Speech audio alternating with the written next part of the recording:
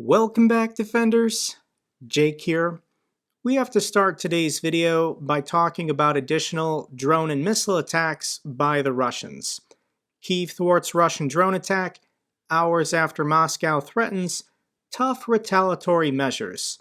So on Sunday or Monday, Ukraine successfully struck Moscow with several of their own domestically produced drones, and Russia promised revenge, launching a massive drone attack on the capital city of Kyiv, but all of the drones were successfully intercepted and shot down.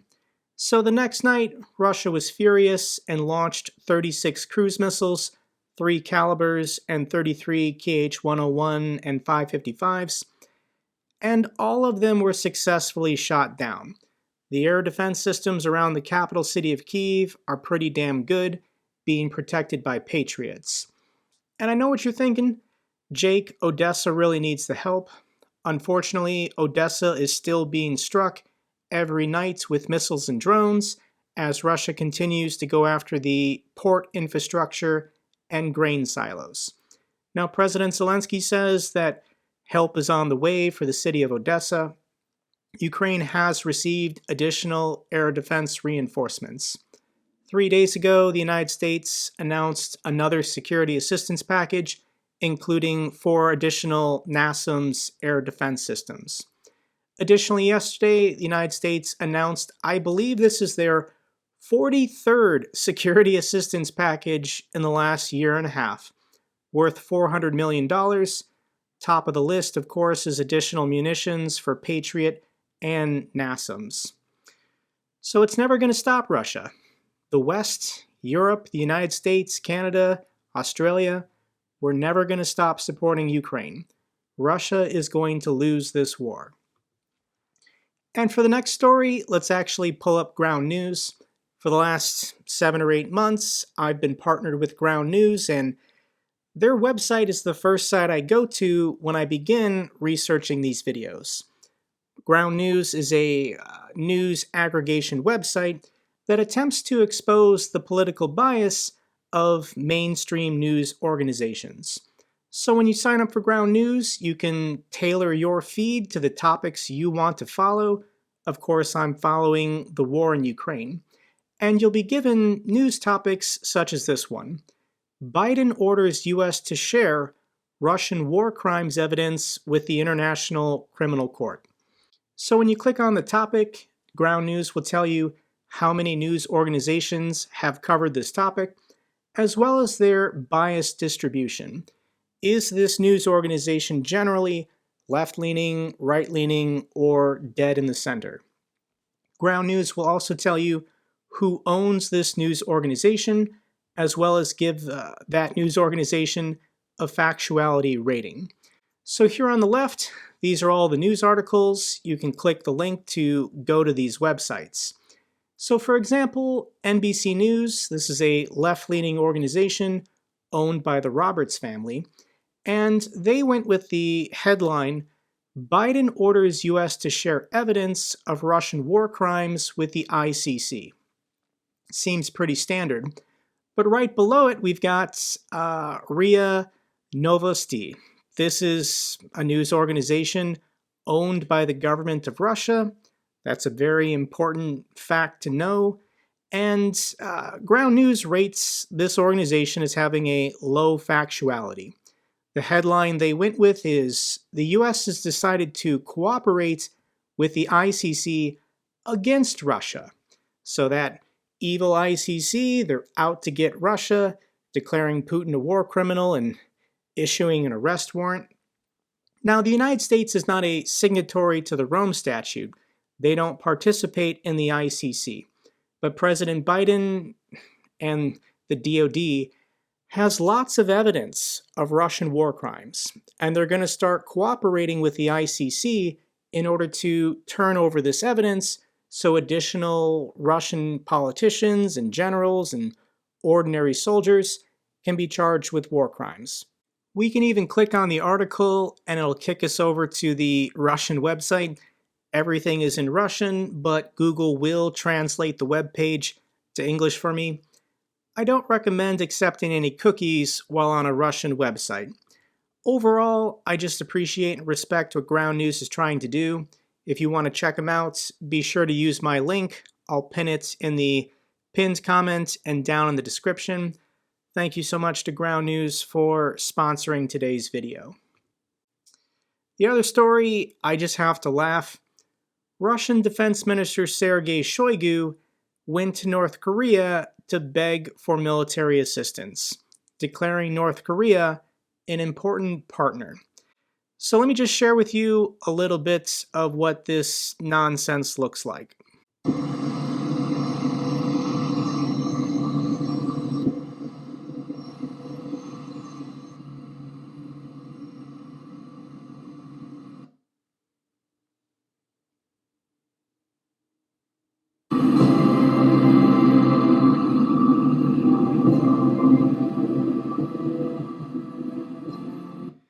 Now, the audio on this clip cuts in and out, but I'll link it down below if you want to see it for yourself. For me, North Korea is the most messed up society in the world. The entire country is basically a prison state that only exists to serve the Kim regime. But here we are with Defense Minister Sergei Shoigu choosing to visit North Korea. This is the first time the Defense Minister of Russia has visited North Korea since the collapse of the Soviet Union. That's how desperate the Russians are.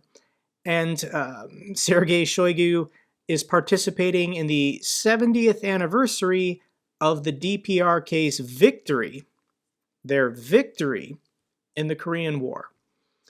Here's another clip of Kim Jung Un showing around his new buddy. He wants to share with him all of his toys and weapons. 대표단 성원들이 전투적 우위와 친선의 정을 안고 우리 국가와 인민의 대경사를 축하하기 위해 평양에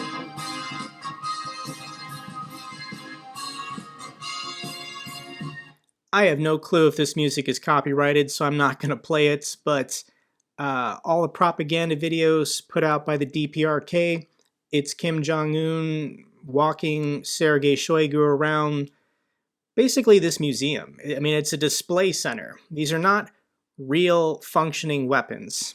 Yes, North Korea has capabilities, but they lie about everything. I mean, they lie more than the Russians do, if that's an incredible feat. And during his reception speech, Sergei Shoigu declared that North Korea's army is the strongest in the world. Okay.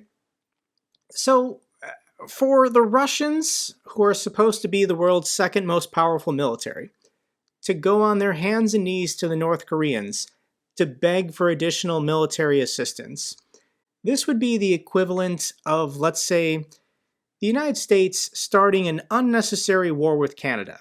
We invaded Canada because we thought it would be a 3-day special military operation. We then get our asses kicked, and our military is getting destroyed.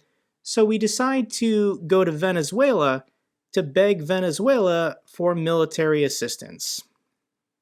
No disrespect to Venezuela or Canada, I'm just trying to think of an analogy to show how desperate and pathetic the Russians are to be begging North Korea for military assistance in their war in Ukraine.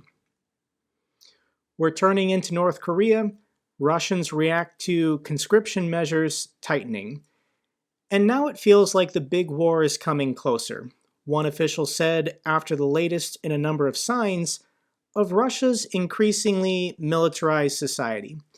So on July 25th, the Russian State Duma passed a series of measures aimed at tightening the regulations concerning military service in Russia. So I'm sorry if you're a Russian man between the ages of 18 and 30, and you can't afford to bribe the right person, you're gonna get conscripted into the military. Putin is just incrementally increasing the militarization of Russian society every day.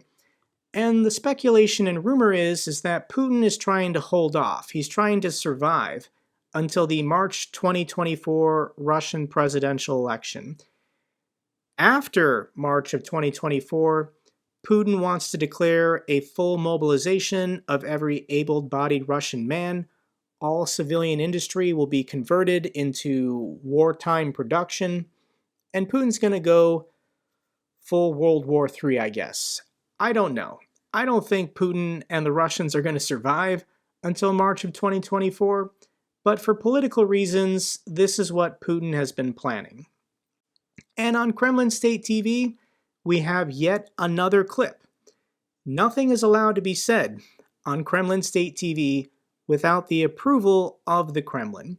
So here's a guest commentator on the broadcast saying once again that the 14 former Soviet republics are fake countries. They're not sovereign. They're not independent. They belong to the Russian Empire. So here's what he says. All these states on the territory of the former Soviet Union are fictional. They are fake. They are all fake. All these quasi-states under the Soviet Union are fake. Wow. They're made-up fakes. And in fact, when the Soviet leaders created them, they didn't really take them seriously. They didn't take them seriously as some really full-fledged states. So he's declaring that Estonia, Latvia, Lithuania, Belarus, Ukraine, Moldova, Georgia, Armenia, Azerbaijan, and the Central Asian republics are all fake countries. They belong to Russia. They're parts of the Russian Empire. And Russia is willing to engage in decades of war and kill millions of people in order to restore the historical boundaries of their empire. Now, the Russians don't really like to talk about the Soviet Union because they don't want to be associated with communism. Communism was a clearly failed experiment. But they love talking about the Russian Empire. And here are the historical borders of the Russian Empire going back to 1914. This is the map that Vladimir Putin and the Russian oligarchs look at and say, yeah, let's redraw the map. That's our territory now. Finland doesn't exist. Poland doesn't exist. Parts of Romania belong to the Russian Empire. Putin and the oligarchs will engage in decades of war and kill millions of people if Ukraine cannot stop the Kremlin today. Speaking of empire and colonies, Putin had a Russia-Africa summit in St. Petersburg. 54 African nations were invited, 38 declined to attend, but the leaders of 16 African nations did show up in St. Petersburg to rub elbows with the Russians. Looking at this picture, are there no women on the continent of Africa? Like, why are these all dudes? And of course, you can't have an African summit in St. Petersburg without the real president of Russia being there, so for some reason, Yevgeny Prigozhin is allowed to leave Belarus and fly back to Russia to shake hands with African dictators. And the real reason why Prigozhin has to be there is because the Wagner Group is the colonial expeditionary military force that controls Russia's overseas assets. Thousands of Wagner mercenaries, they're an extension of the Russian state, operate in Africa, controlling gold and diamond mines, harvesting the wealth and resources of the continent, sending it back to Moscow. All of these African leaders, I'm sorry, are on the take, being bribed by the Russians to rob their territory of its wealth. It's all insane. But since we're talking about the Wagner Group, here's a satellite image of their camp in Belarus. This is what the camp looked like on July 10th, and this is what it looks like on July 25th. So a total, I think, of 11 convoys of Wagner mercenaries have been spotted, sending trucks and equipment to their camp in Belarus. So what are they doing? I don't know. They're just having a fun summer camp experience in Belarus, I guess, as they no longer participate in this war. And for people saying that BRICS is the future, the bank created by BRICS, this is the New Development Bank, has now publicly stated that they will not be investing in Russia. the NDB is going to fully cooperate with all economic sanctions that have been placed on Russia. So not even the bank that was partially created by Russia is willing to do business and invest in Russia. That's ironic. The International Olympic Committee did not invite Russia and Belarus to the 2024 Olympic Games in Paris. This was kind of expected. 203 countries have been officially invited to participate in the Paris Games. Only Guatemala, Russia, and Belarus were not invited.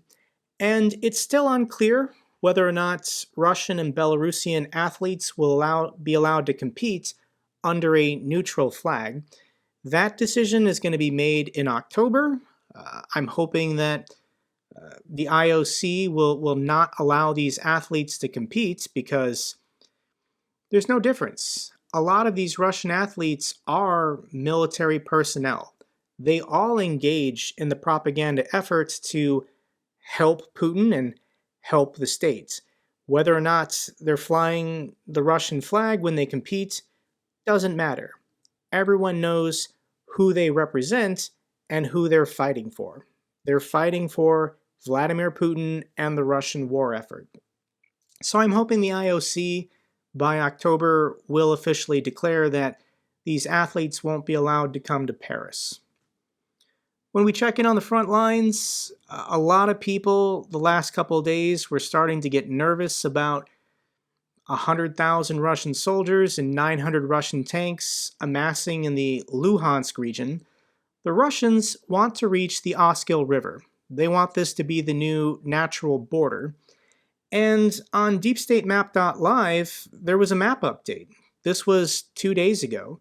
The Russians advanced 3 kilometers, taking all these fields, but the next day, Ukraine counterattacked and retook the trenches. So no, I'm not concerned about the Luhansk region. The Russian military ground forces have proven themselves incompetent and incapable of advancing. The regular Russian military has done nothing but lost territory the last year, not since taking the cities of Lysychansk and Severodonetsk. It was the Wagner group that successfully captured Bakhmut, and they're now gone. And when we go to Bakhmut, we've got good news. Ukrainian trap annihilates Russian troops near Bakhmut. Kyiv infantry continues to gain ground. So the rumor is, there's always a delay in the map, but the rumor is that Ukraine has successfully taken the village of Andriivka. Klishivka is surrounded, so it's only a matter of time before Ukraine takes this village as well. And this is very important to take these 2 villages, as they will then have basically fire control over this southern road that resupplies the ruins of Bakhmut. Ukraine is not going to go into the city. There's no point. But if they can surround it and turn it into a kill zone, Russia will fall for the trap. They'll keep resupplying and reinforcing Bakhmut because they can't afford the political defeat of giving up this city after spending 10 months trying to take it. So I think Ukraine's being pretty smart, retaking territory on the north flank, retaking territory on the south flank, and then just using artillery to just cause horrendous losses for the Russians as they desperately try to hold on to Bakhmut. Reznikov admits summer offensive is behind schedule, but is not worried. According to recent comments from Kyiv officials, Ukraine has shifted its tactics to focus more on taking out large numbers of Russian troops rather than gaining land. So everyone was hoping for a repeat of the Kharkiv counteroffensive last September. It just didn't happen because Russia was prepared. They had a year to build these defense lines in Zaporizhia. They laid down millions of landmines. Every time Ukraine tried to advance, clearing a path, Russian artillery was waiting for them. So this is now attritional warfare. Everything Ukraine has been doing, especially for the last 3 weeks, has been about causing horrendous losses for the Russian forces, going after their logistics and supply lines. So here's an interesting graph showing what Ukraine has been doing, especially the last 3 months. Yes, these are their own reported numbers, but you can see clearly a sharp uptick in going after Russian artillery pieces. Russian artillery is what is hindering the demining process for Ukraine to advance with armored vehicles. So the priority of Gimlers and HIMARS is to seek out and destroy these Russian artillery pieces. So in May, 546 destroyed, June 667, July 578.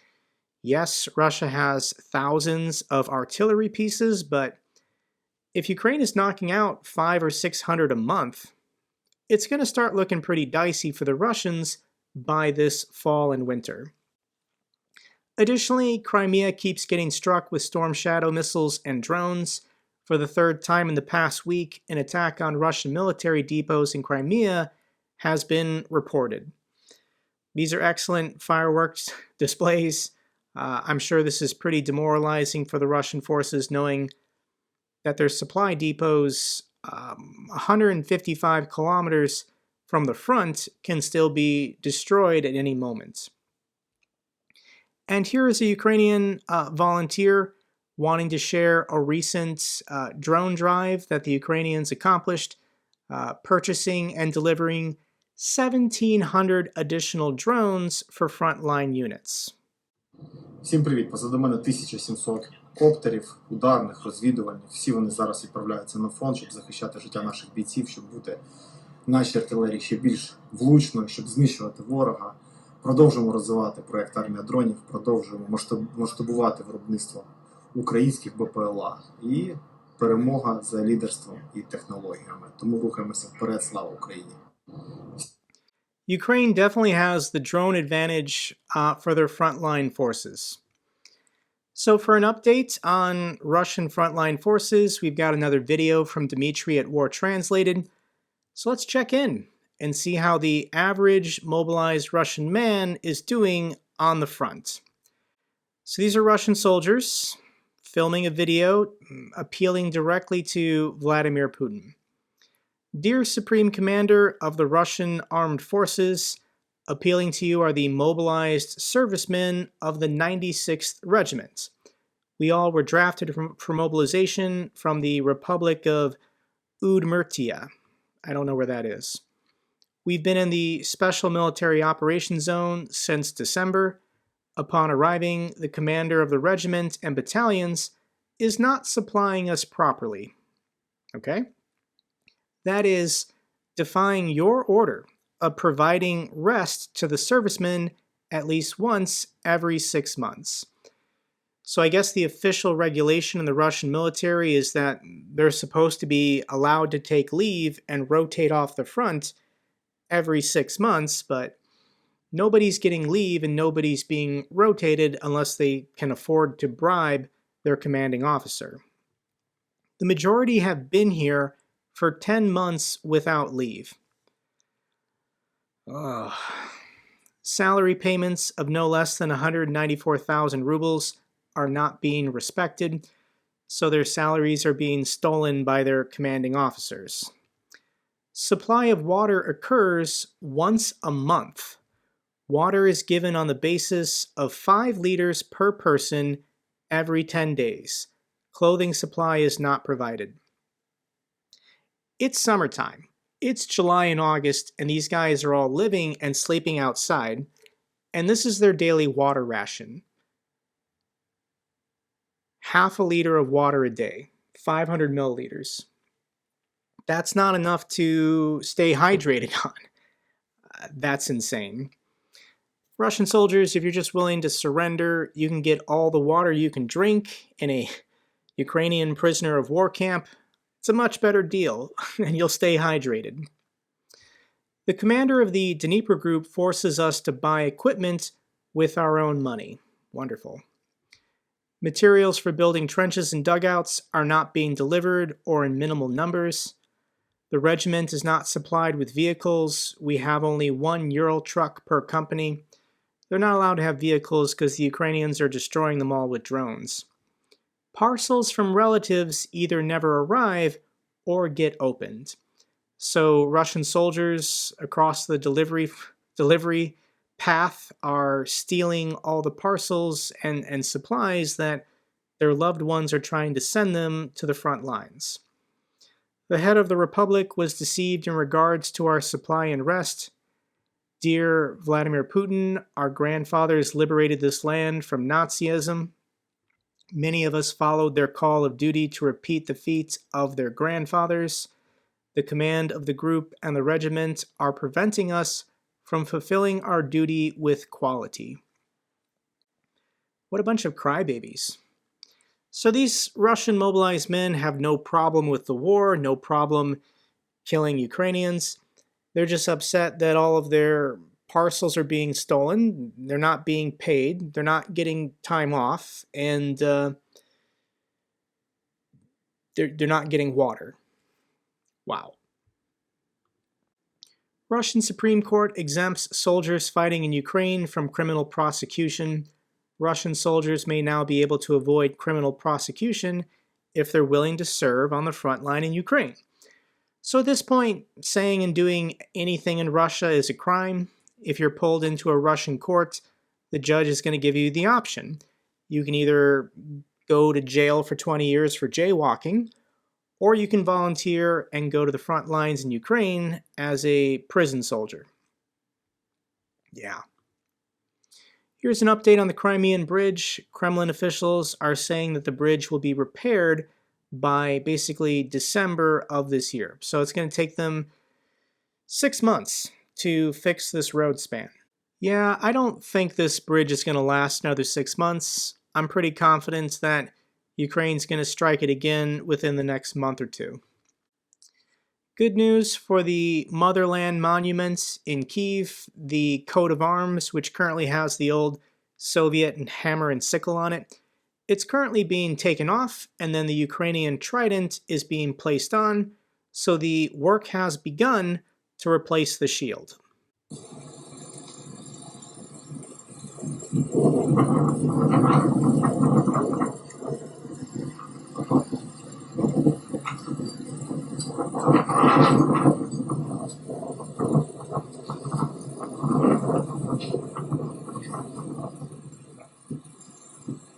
Looking good. Final clip I have for you is a Ukrainian man choosing to play his guitar once the air raid sirens go off in his city. I'm going to attempt to try to play the music in this clip. If the music is muted, it's because YouTube blocked it on copyright grounds, so I'll link the video down below if the music can't be played.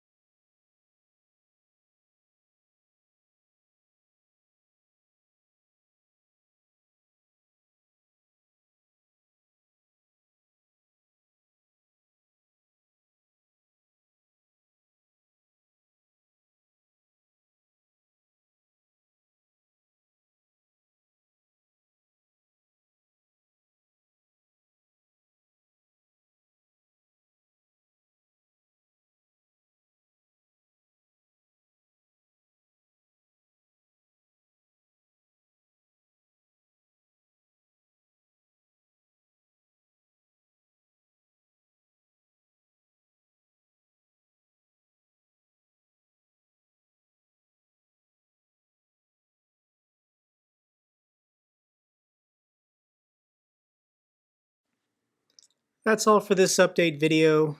Glory to Ukraine, glory to the heroes. If you found this video informative, give me a thumbs up. Best way to support the channel. Comments and questions, let me know down below. I love hearing from you guys. Till the next video, keep defending the truth, keep defending democracy.